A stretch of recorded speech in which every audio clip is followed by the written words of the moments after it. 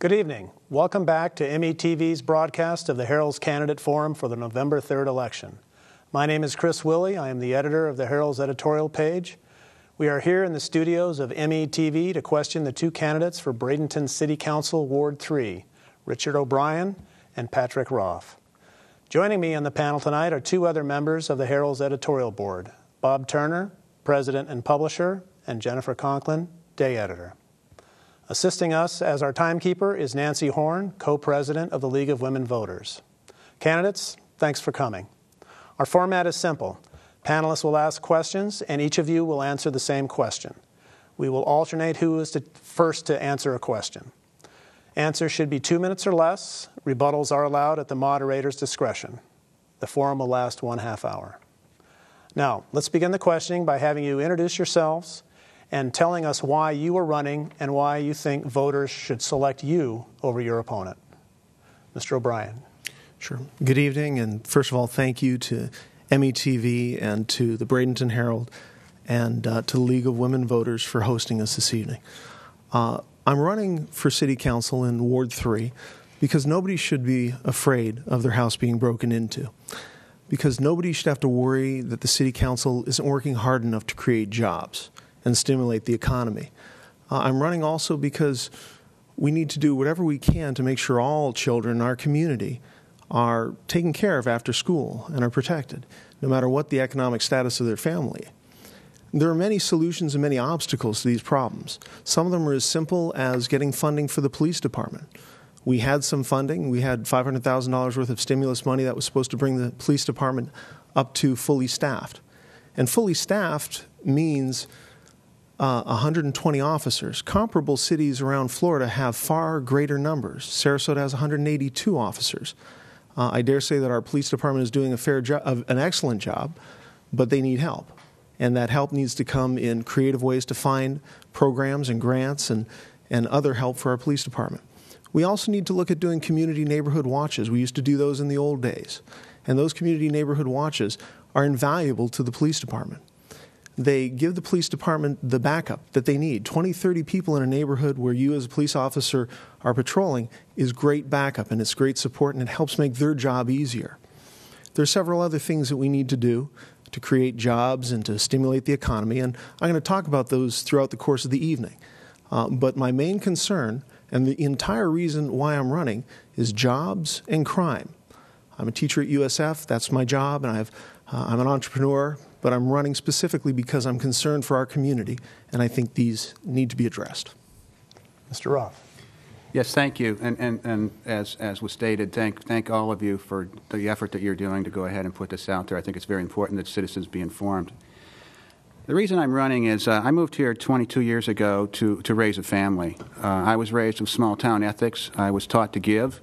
And I brought those values with me. My wife, the reason we came here, my wife was hired to teach Manatee County schools. This is her 23rd year. Very proud of her. She's a librarian at Manatee High. My family has a history of giving to the community. My daughter served on the altar of the Church of Sacred Heart from 2nd grade through graduation of college. She graduated Manatee High with honors, all-state. She's graduated USF all-state. She's currently the music director at St. Bernard's Catholic Church and a graduate student at USF. This is just an example of the type of leadership that I have given to my family and leadership that I've given to this community. I've served, prior to being elected, I helped revitalize the historic Wares Creek neighborhood, which had fallen into disrepair. The very first meeting was in my living room with about 8 people. We ran on the premise we weren't going to ask government for a handout. We were going to take care of the situation ourselves. We were very successful. We have turned into the neighborhood to be emulated throughout the city. I've worked, we adopted the Wares Creek area as an environmental concern, conducted the first ever Wares Creek cleanup. 23,000 pounds of trash were taken out.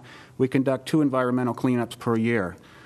Most recently, we just had another one on the 3rd of this month. We pulled 65 volunteers came. They love being active. We pulled another 1,000 pounds worth of trash out of the creek. I've worked together with community leaders. I'm active with like the Chamber of Commerce. I have served on boards trying to bring about the revitalization of Tamiami Trail. We've made great headway in Tamiami Trail. I ran for office to build a city, and immediately what was happened in 2007, I was led by the state legislature to go ahead and start cutting budgets. We had the 07 rollback. We had the voter Amendment 1 voted in 2008, where we had another tax cut, and now we're conducting the we're being constrained by the environmental concerns. I'd like to continue to lead the city. Our first question tonight will come from Bob Turner. Bob, your question, please. I will start with you, Mr. Roff. When you think of all of the issues in Bradenton, what do you consider to be the top issue, and how do you plan to deal with it? Thank you, Bob. Where I was just going a few minutes ago is the top issue, in my opinion, is the environment. Or, I'm sorry, the economic conditions that where we're at. What needs to happen? Prior to being elected, I worked on the comprehensive evaluation and appraisal report. We had a series of meetings back in 2005. We had feedback from the community on what they wanted to see, where they wanted to go in the next 30 years. We had a lot of input. They told us that we want to keep a small town feel, but we want a vibrant community. We want an active city. We want all the amenities of a large city, but we want to retain a small town feel. We have created a comprehensive plan that is going to be considered very attractive. Our old plan was way too loose, and it's now been tightened up. The dedication of that plan is to try to bring growth into the downtown area by increasing density. That will go ahead and bring the businesses the heads and the beds that they need for economic revival.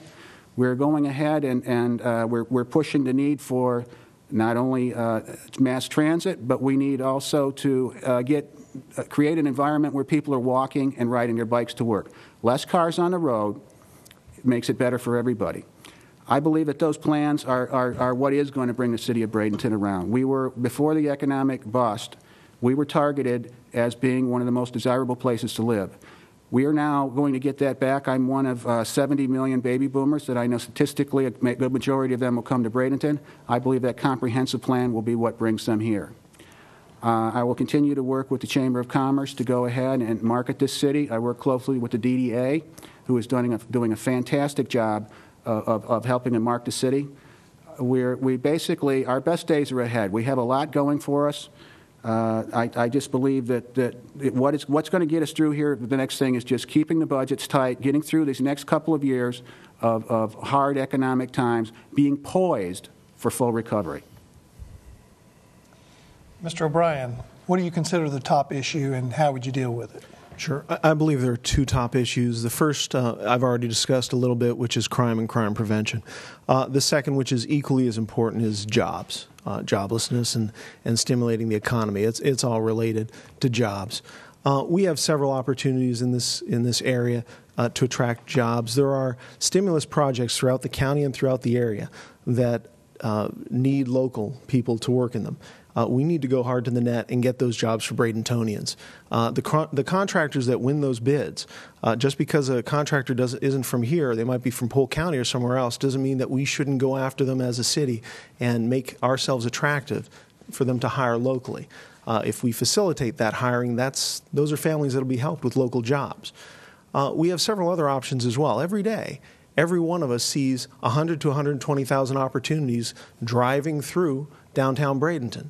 The traffic that goes through downtown Bradenton represents a huge opportunity to attract some business and some visitors to our businesses, our shops, and our restaurants, and all our amenities that we know about. We as Bradentonians, we know how great it is. We know those great little restaurants that are tucked away, the Peruvian place on 26th and the place in Village of the Arts that serves that great Sicilian food, and we know about those great little shops. A lot of people don't. A lot of people that pass right through have no idea what a great town this is. Now, this is a no-brainer. Now, we put up some county, you've seen those swish signs that say, they're from the county with two different colors, and that's a start. But we need to have more, that electronic signage